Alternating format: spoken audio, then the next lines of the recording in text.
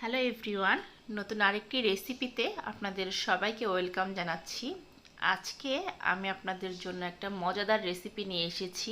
সেই রেসিপিটা হচ্ছে মিষ্টি কুমড়া দিয়ে চিংড়ি মাছের তরকারি। এই রেসিপিটা কিন্তু খেতে খুবই টেস্টি হয়ে থাকে এবং রান্নাটা করাও খুবই সহজ। ঘরে থাকা মশলা দিয়েই এই রেসিপিটা আপনারা করে নিতে পারবেন, যেটা দুপুরে গরম ভাতের সাথে খেতে ভীষণ ভালো লাগবে। তাহলে চলুন রেসিপিটা শুরু করে দেই।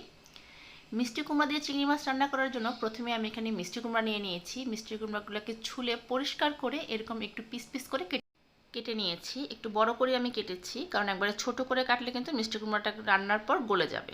আর সাথে দিয়ে দেবো চিংড়ি মাছ। আমি একটু বড় সাইজের বাগদা চিংড়ি এরকম মিষ্টি কুমড়ার সাইজে কেটে নিয়েছি, যাতে মিষ্টি কুমড়ার সাথে মিলে যায়। দেখুন, আর চিংড়ি মাছের খোসাগুলো কিন্তু বাদ দেয়নি, সাথে খোসা আছে এবং মাথাটাও নিয়ে নিয়েছি।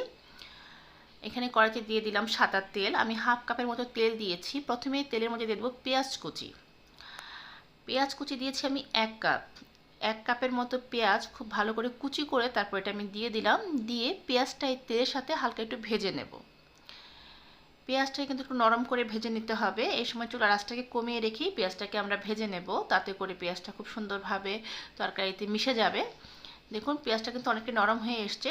এখন আমি ধুয়ে রাখা চিংড়ি মাছটা দিয়ে দিলাম। আমি কিন্তু চিংড়ি মাছে আগে থেকে নুন হলুদ মিশাইনি, আমি চিংড়ি মাছটা দিয়ে দিচ্ছি। এখন এই চিংড়ি মাছের সাথে পেঁয়াজটা খুব ভালো করে আমি ভেজে নেব।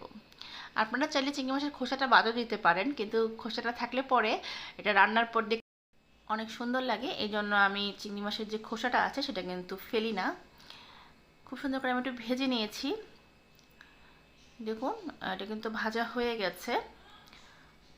যখন ভাজাটা হয়ে যাবে তখন আমি যে মিষ্টি কুমড়াগুলো ধুয়ে রেখেছিলাম সেই মিষ্টি কুমড়াগুলো এখন আমি এই পেঁয়াজ আর চিংড়ি মাছের সাথে দিয়ে দিচ্ছি। দিয়ে খুব ভালো করে মিক্সড করে নেব।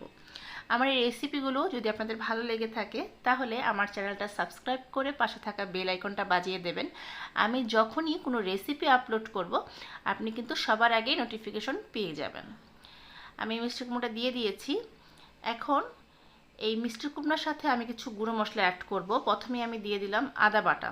আমি 1 টেবিল চামচ আদা বাটা দিলাম, কারণ আদা বাটাটা দিলে পরে তরকারিটা খেতে খুবই ভালো লাগে।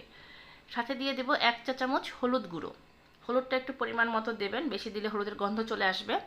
সাথে ঝালের জন্য 1 চা চামচ শুকনো মরিচের গুঁড়ো আর 1 চা চামচ ধনে গুঁড়ো। হলুদ গুঁড়ো এবং মরিচ গুঁড়োটা একটু বুঝে দেবেন, আপনারা আপনাদের টেস্ট অনুযায়ী দিয়ে নেবেন। সাথে দিয়ে দিলাম স্বাদ মতো লবণ। এবার লবণটা দিয়ে খুব ভালো করে এই মশলার সাথে এই মিষ্টি কুমড়া আর চিংড়িটাকে আমি মিক্সড করে দেব। দেখুন, আমি কিন্তু খুব ভালো করে মিক্সড করে দিচ্ছি। এখন এই মিষ্টি কুমড়াটা আমি একটু হালকা ভেজে নেব। এমনভাবে তরকারিটাকে খুব ভালো করে কষাতে হবে যাতে করে গুঁড়ো মশলার কাঁচা গন্ধটা নষ্ট হয়ে যায়। আর একটু সময় নিয়ে কষাবো, তাতে করে কিন্তু তরকারিতে যখন আমি ঝোল দেবো ঝোলের কালারটা দেখতে খুব সুন্দর আসবে। আমার কষানো হয়ে গেছে, এখন আমি ঝোল দিয়ে দিচ্ছি।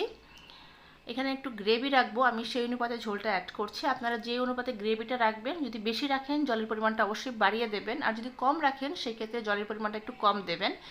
এবার সব কিছু খুব ভালোভাবে আমি মিক্সড করে দিচ্ছি। চুলার আঁচটাকে কিন্তু এখন আমি বাড়িয়ে দিয়েছি হাই হিটে। এখন এটাকে আমি একটু রান্না করে নেব। দেখুন, টকবক করে কিন্তু ফুটা শুরু হয়ে গেছে। যখন দেখবেন ঝোলটা একদম শুকিয়ে আসছে তখন কিন্তু চুলার আঁচটাকে কমিয়ে দেবেন। আর নামানোর আগে আমি দিয়ে দেবো ভাজা জিরে গুঁড়ো। আমি কিন্তু প্রথমে ধনে গুঁড়ো দিয়েছি, তাই নামানোর আগে আমি দিচ্ছি জিরে গুঁড়ো। এটা আমি 1 চা চামচ দিলাম।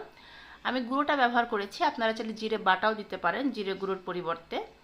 নামানোর আগে কিন্তু জিরে গুঁড়ো দিলে পরে তরকারি একটা সুন্দর ফ্লেভার আসে, তাই চেষ্টা করবেন নামানোর আগে একটু জিরে গুঁড়ো দেওয়ার।